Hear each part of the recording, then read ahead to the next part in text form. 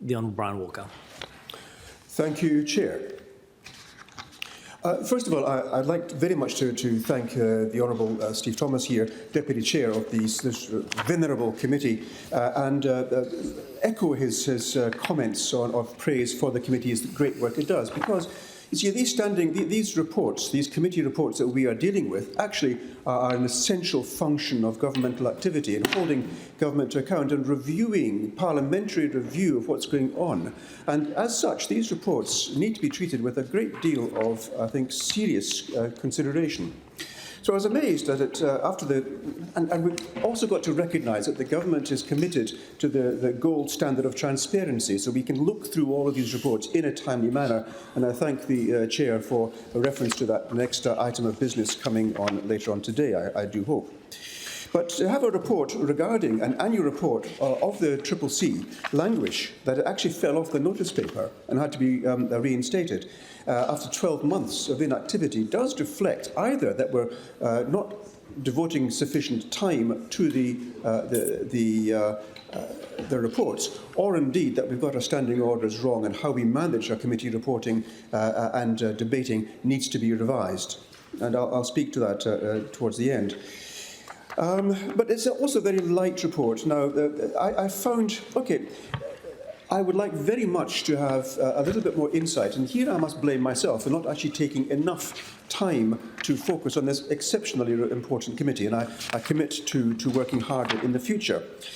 But I had to go back more than a year to find any publicly obtainable figures that could give us a feel of the allegations against WA police officers that has been come across the activities of the Commission.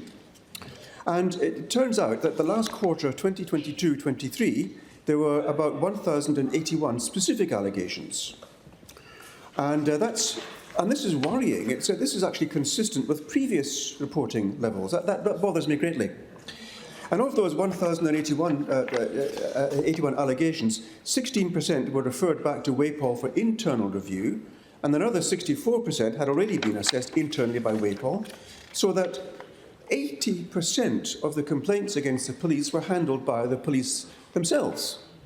And I wonder, can we actually recognise that there may well be vested interests which prevent genuine complaints from being taken forward? Now, you might question, is it a lack of staffing or funding? And if you look at the budget, again, this is here digging deep into the budget, staffing has been reduced from 105 full-time equivalent in 2022-23 down to just 77. That's 105 down to 77 1 year forward. That's a 30% reduction in the staff available.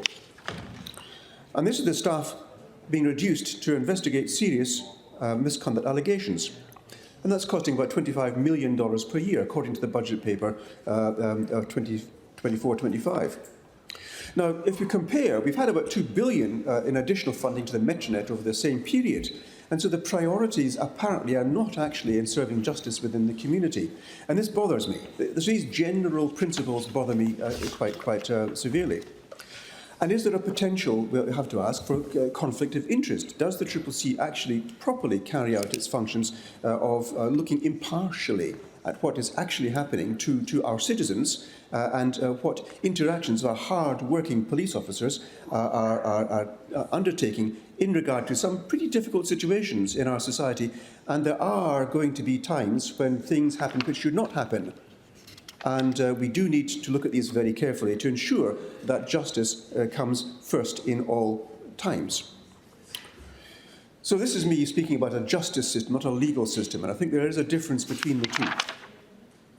But back to the report in hand, and it's not going to take too long to look at this. The key recommendation stands out all the more starkly. This single recommendation from the report number 10. That the Western Australia Police Force investigate ways to manage information in circumstances where the conduct of a police officer is likely to result in an allegation of police misconduct. Now, the story is a little bit convoluted, of course. Police officer A had said something during an arrest. Police officer B had said something different and reported to Officer C, who then sent out the complete information, allowing Officer A to change his statement, which may well have been genuine, of course. but could also have represented the fact that an interpretation or words or actions had been misrepresented and therefore resulting in a loss of justice for the person who was then arrested. And that's a very serious allegation, of course, and rightly so. It came to the CCC for investigation. And that's all well and good as it is, but the ministerial response then came, and it says, in accordance with Standing Order 2771 of the Standing Orders of the Legislative Assembly, the Joint Standing Committee on the Corruption and Crime Commission directs that the Minister for Police report to the Assembly as to the action, if any, proposed to be taken by the Government with respect to the recommendation of the committee. Now, that was in October of last year, and to date, I have yet to find any reference in any part of the government workings that such a report has been completed or reported on. We don't have young offenders yet. Now, it doesn't necessarily mean that no report has been given. This simply means that I haven't been able to find it. And with diligent searching, if I haven't been able to find it, what chance that this is actually just being buried, if it has been produced at all? If the report has not been produced, why not? Do we have any update as to what the government intends to do with this report? Now, I refer back to another report, again, from my select committee regarding the cannabis and hemp, when it was said, yes, the government will take action. We will create a working group to assess THC in driving. And 15 months later, we find out that the group has actually been created. So 15 months to work on what could be a simple task of getting members of a working group together to look at what needs to be done. Or we could look at the other cases, like, for example, the question regarding the ability of the police to take funds from those who've been accused or found guilty of crimes, the confiscation laws, and how the Wayne Martin report had recommended, and the government had fully supported that the Wayne Martin report, which recommended a rewrite of the whole Act, be considered. And 5 years later, we find that not one single act has been taken to make a change to that Act, which has been described as completely unacceptable. And so we're looking here at the CCC and how it's managed. We're looking here at how we, as a body here in this chamber, are identifying need and examining the reports with the due diligence which is necessary. And we're looking here at governmental response, or the lack of speed of governmental response, and is this something that we ought to be addressing? So this leads me to the final suggestion I would be making, reiterating what I said at the outset.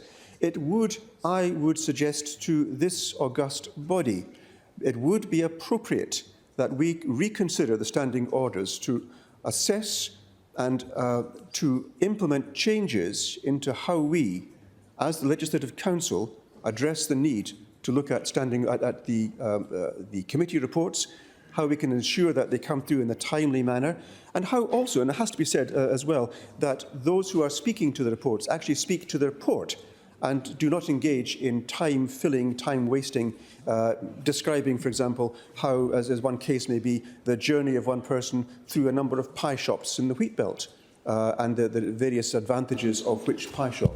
Now, that might have been a very interesting tourist claim, but it certainly did nothing to achieve the aims of scrutinising the reports which lie before us. With these few words, I will relinquish.